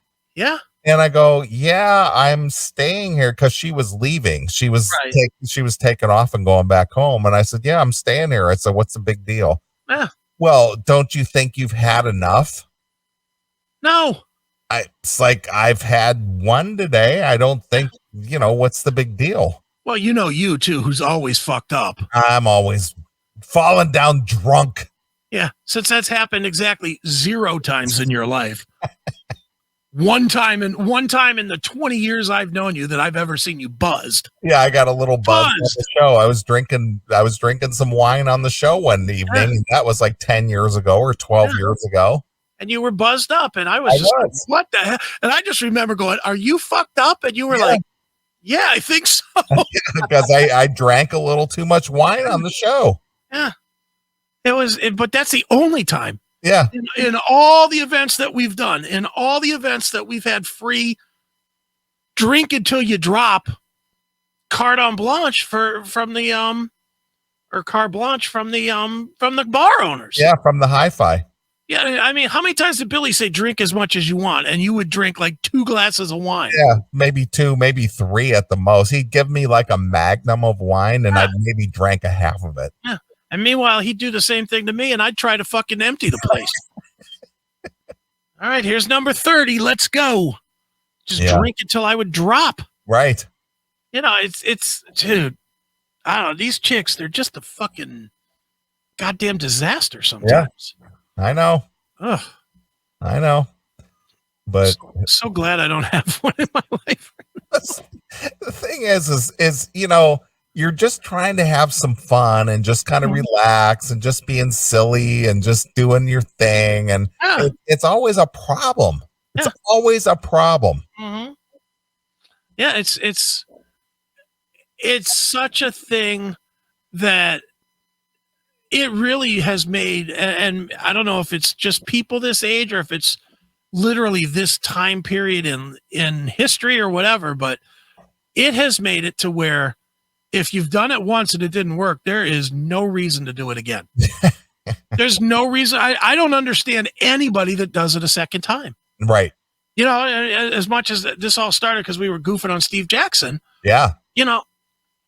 It's not that look, if he's happy, more power to him. And that's the honest, that's the truth. I mean, I know we're busting his balls a little bit just because I know he'll hear this segment later. Sure.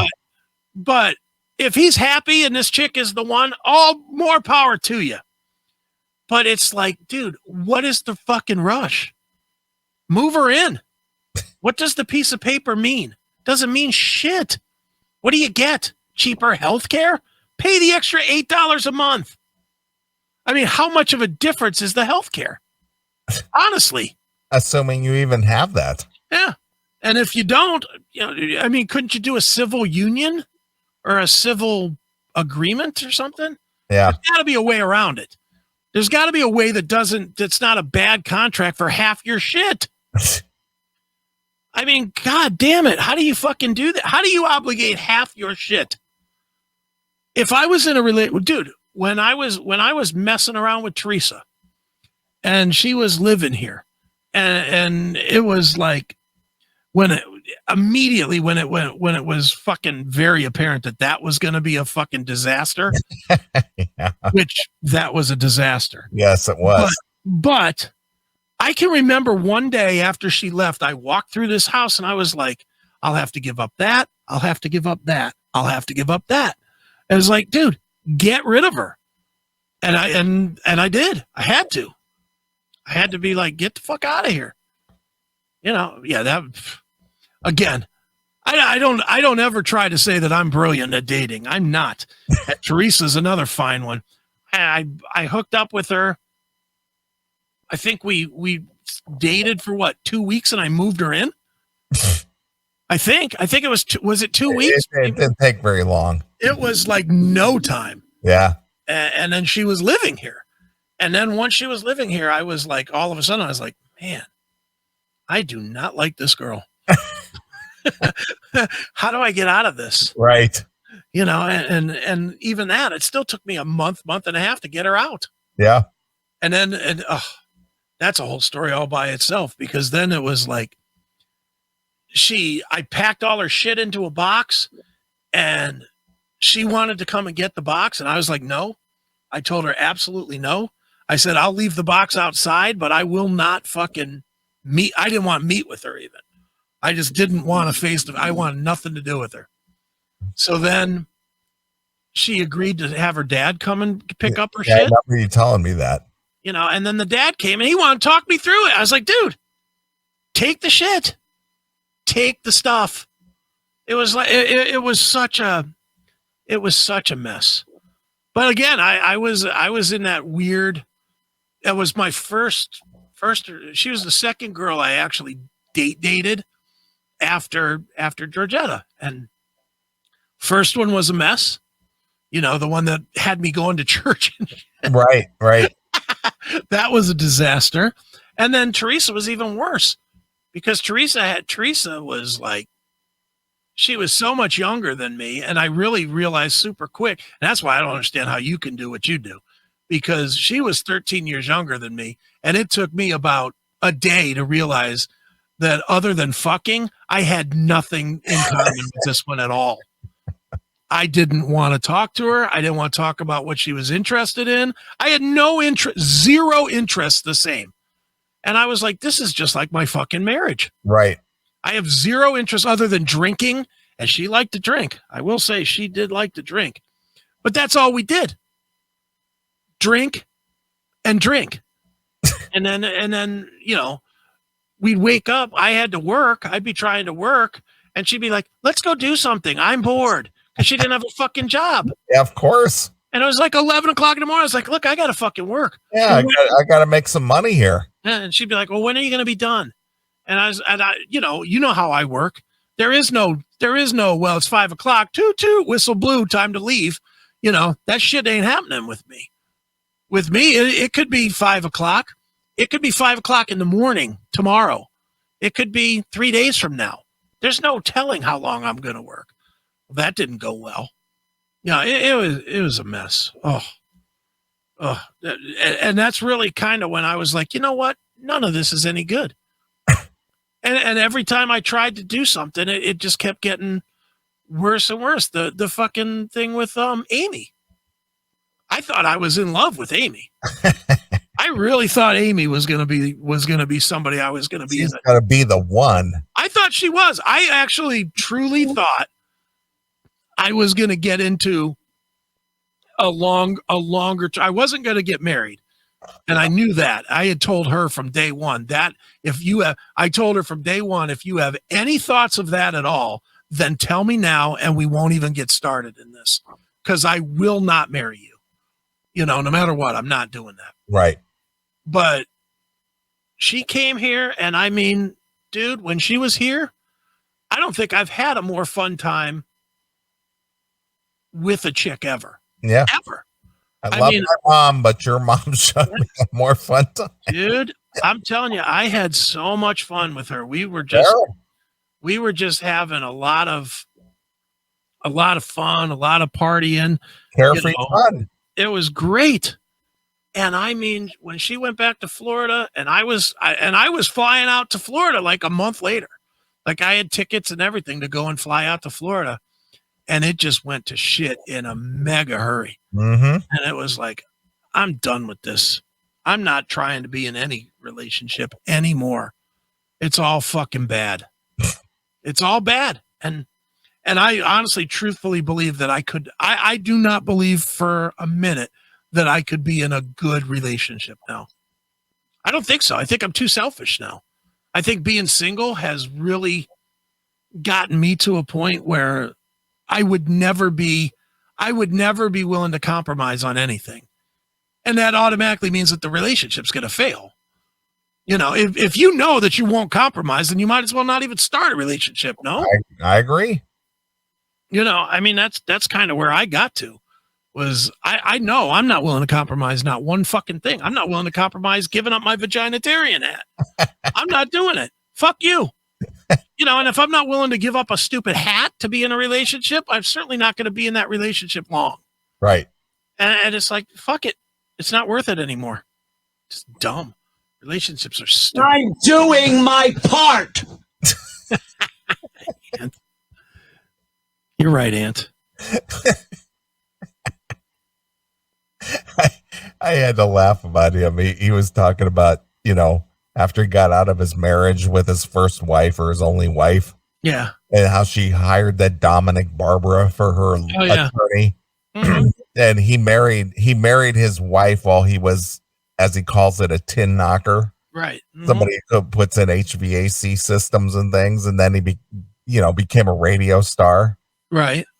She got, quite a chunk of change when he divorced her, after 9 years. And most of those years were spent when he was, just a laborer.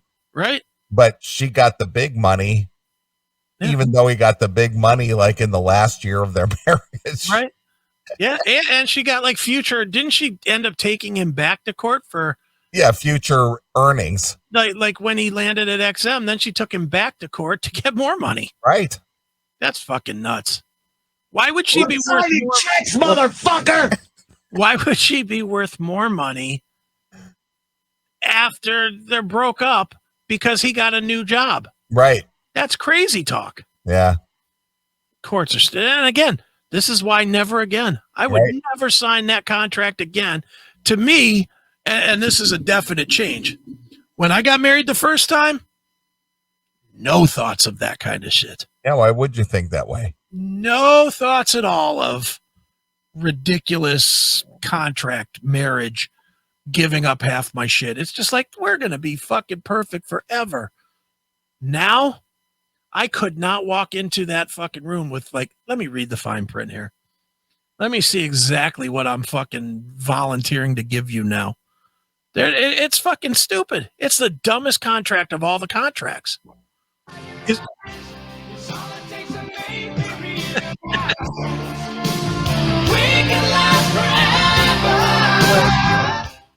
No, we can't. Dude, is there a worse legal contract than a marriage? Honestly. I hear the gay guys that they want to have gay marriage and everything. My only question is why? Be happy that you can fuck and walk away. You can live with each other forever. How many gay couples lived with each other forever, kept it on the down low, and just didn't have a problem? Can you imagine that if you had been living on the down low as a gay guy for 15 years, and then you get married, and then you fucking split up, and that guy takes half your shit? I would bet it's worse if it's guy to guy. Wouldn't you think? You would think. You would think it'd be worse, because at least if it's guy to girl, you can't really punch the girl. But you could fight the guy, and then you lose even more money if you fight the guy. It would just be, I don't know. There's something about that, it just all, marriage is just bad. I can't see how anybody wants to do that.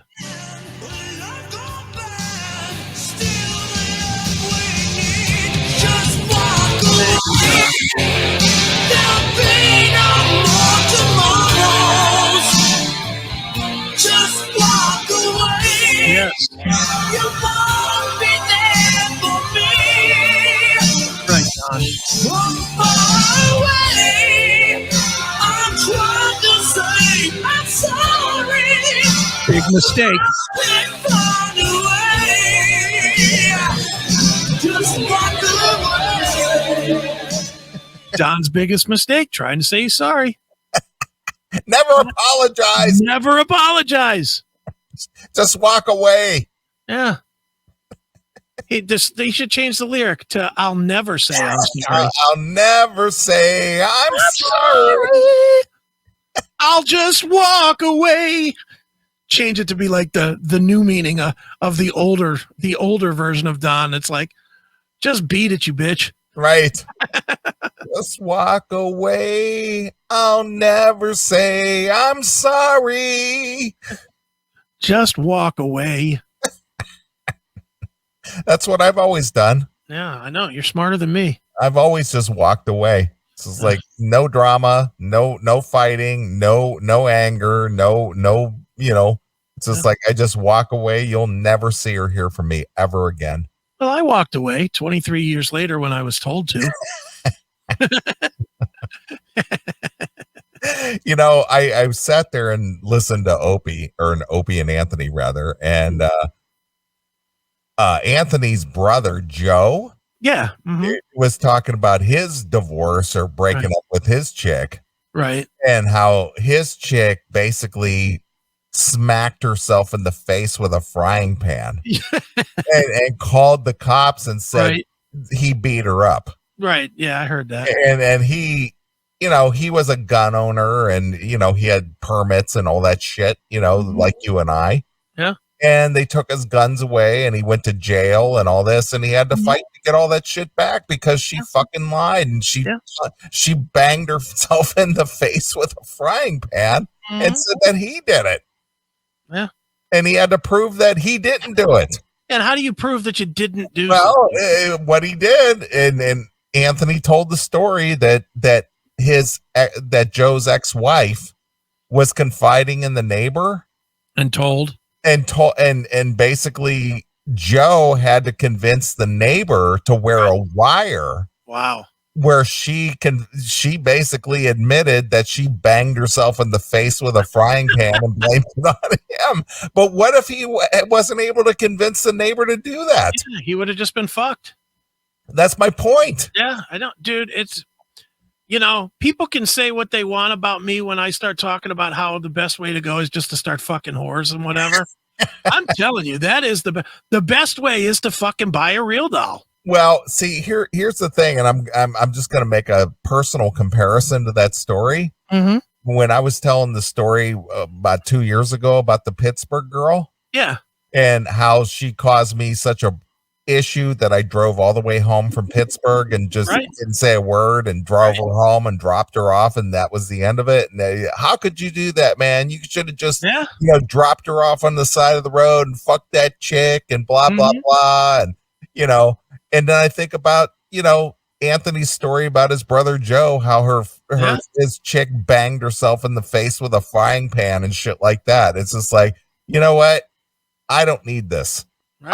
I'll suffer the 6 hours, get her home safely, drop her ass off, be done with it, and not have that issue where it's just like, well, he did this to me. But again, you always keep one foot on the floor. I do.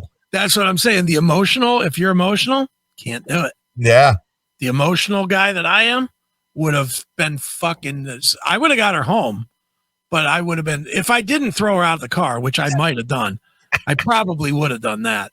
But if I decided to drive her home anyway, because I didn't want to strand her, it would have been verbal abuse like no one's business for 6 fucking hours. Yeah, see? And I drove in complete silence. No, I couldn't do that. I would be like, every other second, you are a fucking cunt. I can't wait to fucking get you to drop you off and never fucking hear your cunt mouth again. I can't wait. Right. My life will be better without your cunt face in it. Right. I would just drive her I would drill and drill and drill until she was crying for 4 hours. Yeah. Because that's me. I would be fucking vengeful and hateful. But again, I ride with both feet all the way in. If you hurt me, you might as well kill me because it's gonna come back at you 20-fold. Where you're just like, I mean, with Pittsburgh girl, you never looked back. No.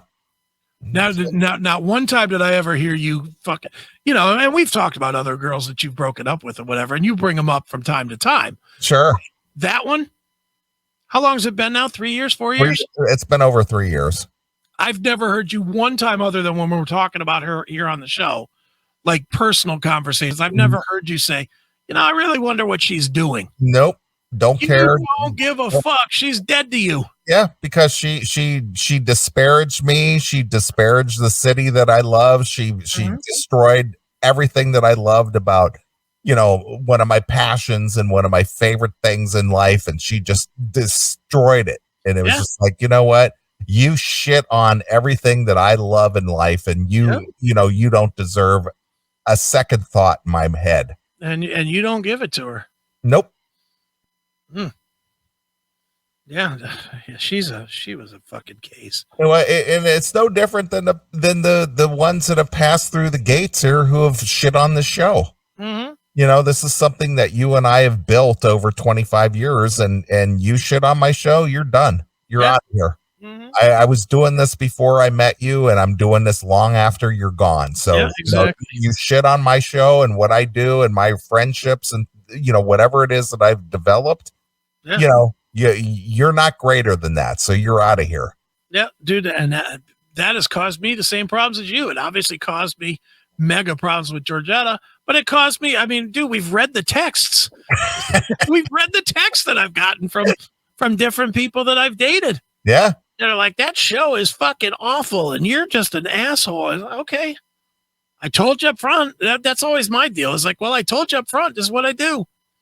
I always tell them too. I'm like, it's like a shock jock thing. And they all come back with like Howard Stern. I'm like, no, not like Howard Stern.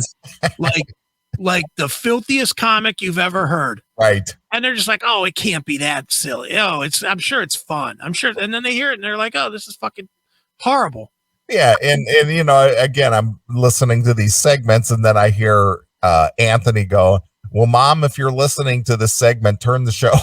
Yeah.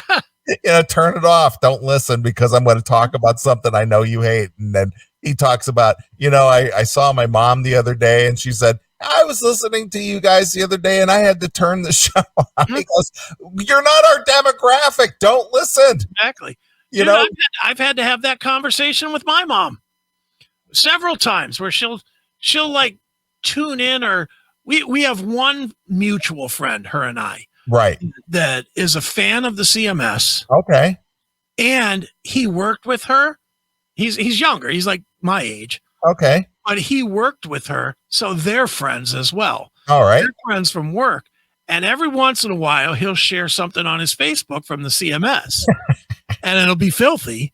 And my mom will listen to it. She'll be like, oh, let me see what's going on. And then she'll hear me talking about, you know, licking pussy or some shit. And she'll just be like horrified. And she'll say to me, she'll be like, I heard this and you were really, and I'm like, Mom, this is what I do. And I've told her, I'm like, Mom, this is not for you.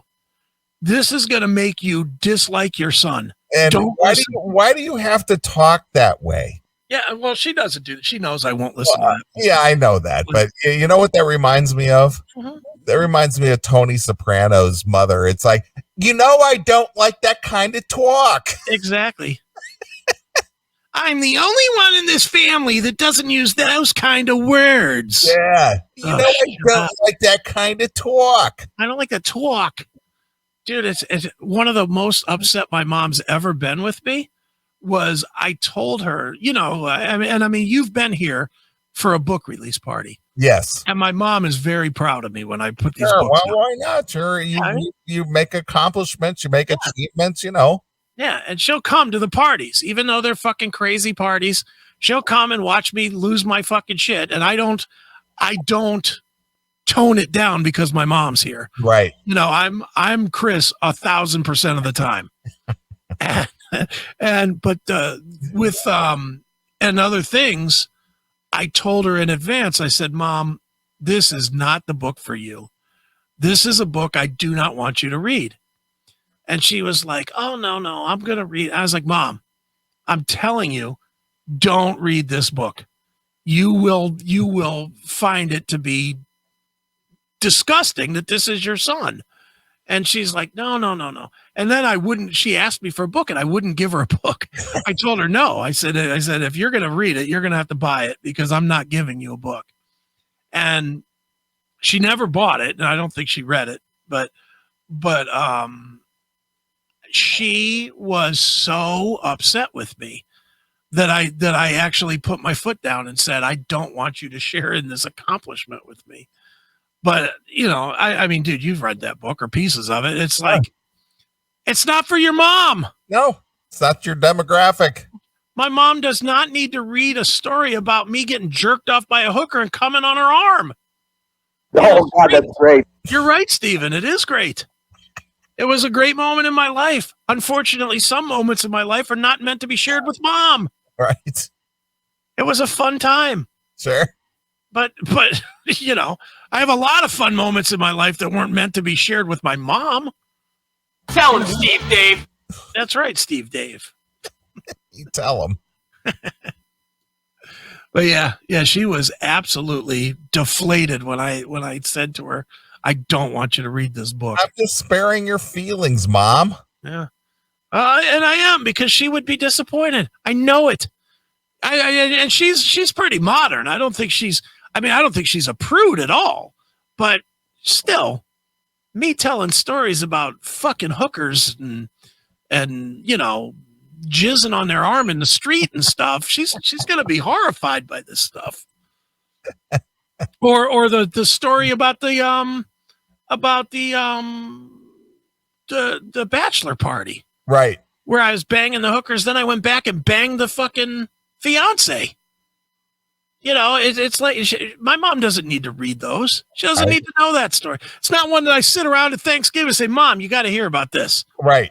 It's just not something I'd share with her. It's like, come on. But yeah, she was definitely devastated.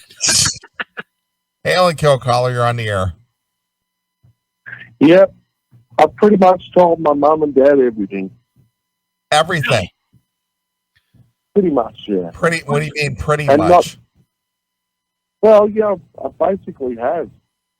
Basically, when I was... You told her you sucked a cock? Yep. What'd she say? So did I? No, she said, how do you think you were born?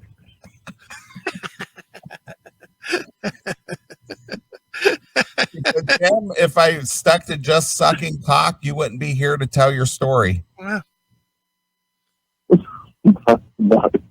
But I mean, and my wife definitely knows everything. She knew everything from before we even got married. And that was one thing that you guys were talking about marriage before and crazy things. I must be delusional, right? I must be absolutely delusional, because I did actually want to present the other side of it. Okay. Because I am, and I'm not even kidding, and my wife's not even here to hear this, but I'm so delusionally happy. It is insane. We're renewing our vows next year. We've been married for 20 years next year. So why do you need to renew your vows? Why do you need to prove to her again that you're still in love with her? We don't need to prove anything. We just want to reaffirm our commitment. But you want to do it, but you have no real reason that you need to do it? I just want to do it because it's romantic. It's romantic. We have that. Come on. Let's face it. I'm no oil painter, right? You've seen pictures of me that have scared small children. Yeah. And my wife's not a model either. What? We are blissfully happy. Like it was. I'll tell you the truth, dude. I'll tell you the truth. For the first 10 years, it was really hard. It was really hard. What was really hard, Tim? Well, no, I'm not even being serious. I'm not even joking. Like, we were struggling with mental illness and things like that, and things we didn't even know we were struggling with. 10 years. And 10 years. Wouldn't you have cut some of that struggle off if you had cut it off at like 5 years, though? Well, this is sometimes what love is, right? You pain Tim with your questioning, Chris. I'm gonna tell you exactly what here's what it is, Tim. For those 10 years, and I'm happy that you and your dude, girl, whatever, are happy. But here's the thing: when it's bad, it becomes normal, and you start accepting the bad as normal. And it sounds like you did that for 10 years. Sounds like you did that for 10 years. Absolutely. Absolutely. There was a point There was a point where I was afraid of my wife. Yep. There was a point where, she wasn't. Man, it took. I'm gonna be real here. It took 5 years of counselling. It took 5 years of counselling, and it took Lucia getting treatment for mental illness, and it took. Mental illness. No, dude. I thought in 2010, 2011, I thought my whole world was falling apart. It was brutal. It was brutal, right? And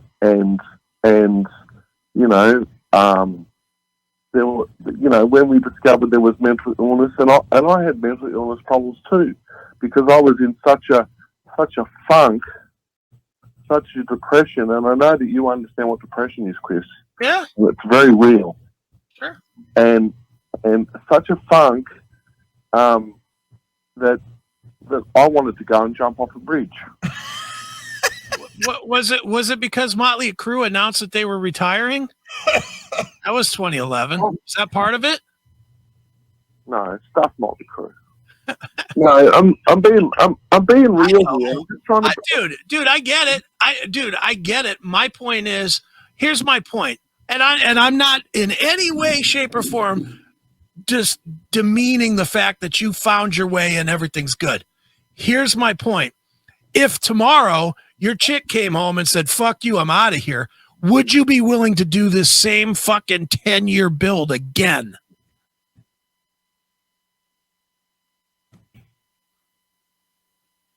Yes. Oh, you're insane. That was a long pause, Tim. Tim, there's still some mental illness going on. Jesus Christ. Why would you waste 10 more years of your life?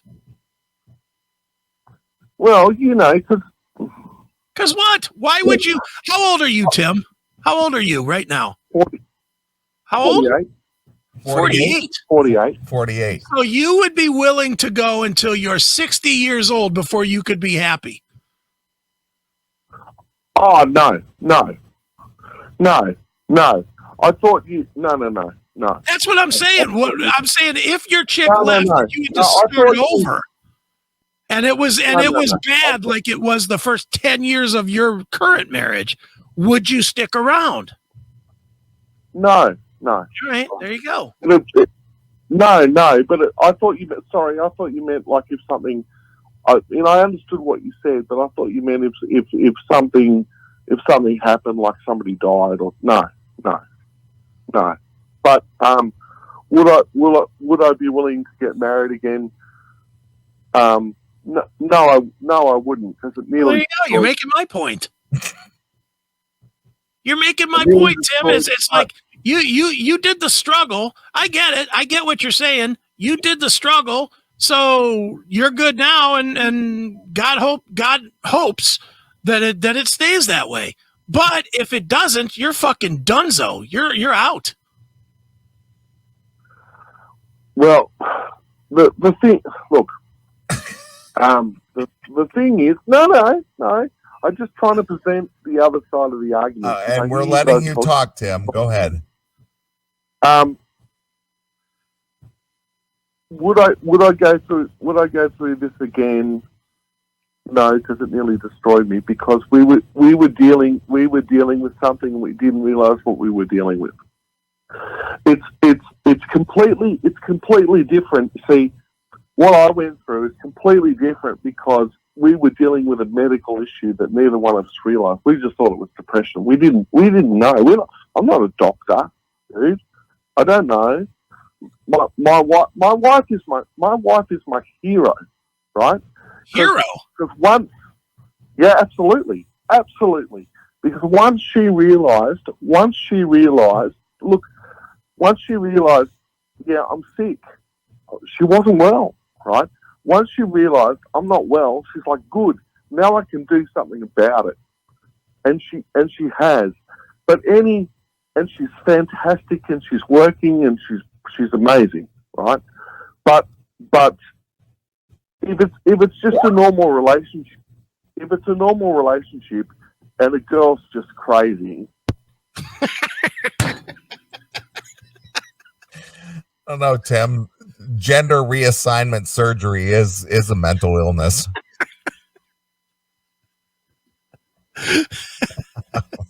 So brutal, but so good. Jeez. Wow. That was a little much for me. That made me so happy. Wow. All right, let's get fuck out of here. All right. 2-hour segment. Jesus. I know. Well, we get on these talking jags. I know. This is fun. Oh, that's funny. It is funny. All right. Well, we want to thank our friends from the Leviathan Project. Yes. Tommy Crash and Matt Nardo. Yeah, Matt Nardo for calling in and being part of the show. Sure. Joe, Google them, Leviathan Project, and go buy their new CD and give them some support and all that kind of stuff. And then, of course, the replay of the show will be up in segments later this week. So if you missed anything from tonight, Chris will have that all up and ready to go. And yes, sir. Blah, blah, blah. Yep. All right. Well, I'll let you pick a departing song and take us out of the evening. All right. I am going to pick from Dehumanizer, because we were talking about that earlier in the chat. I want to hear Too Late from Black Sabbath. All right. Look at that. Some classic Dio Sabbath, man. Exactly. So, anyway, it's been a fun show. Just kind of like cleansing the palate, as it were. Just kind of getting that shit off your chest. It was a Seinfeld show tonight. We really didn't talk about anything. Not really, but it was fun. It was just kind of like get a lot of shit off your chest. But, man, I'm telling you, if you like this show and you've never checked out the O&A show, there's just so many great compilations on YouTube. Just go look it up. I mean, you will get a laugh. If you like what we do here, you will love that kind of stuff. It was just out of control. It is. Totally. And I've been binging on it for a couple of weeks now and just laughing my ass off. It's good stuff. It is. It's really funny stuff. So go check that out as well as our show. So anyway, we're going to get out of here. We'll be back next Saturday and we'll do things all over again. And what was the name of the tune you wanted to hear? What was it? Shit, now I forgot. God damn it. From Dehumanizer? Yeah, it's like read me tracks like 6, 7, 8. What are we? Sins of Failure, Too Late, I, Buried Alive, Time Machine. Too Late. Yep. All right. And don't forget to turn your clocks back either. Yeah, if you're a savage that has a clock that needs to be turned back, I think all of mine just do it by themselves. But right. Because you're so technologically advanced. You're damn right I am. All right. Well, we're going to get out of here. Turn your clocks back 1 hour. Here's Black Sabbath from the Dehumanizer release. This is Too Late. So until next Saturday night, this is Neeley along with my very good friend Chris Hagen. We're gone. Bye, kids. The Classic Metal Show now has all of our videos on Spotify. Simply look up and subscribe to the CMS network on Spotify, and you'll get the audio and video podcasts each day from the Classic Metal Show. It's never been easier to listen to Neeley and Chris, so simply open Spotify, subscribe to the CMS network, and enjoy the Classic Metal Show every single day. Hail and kill.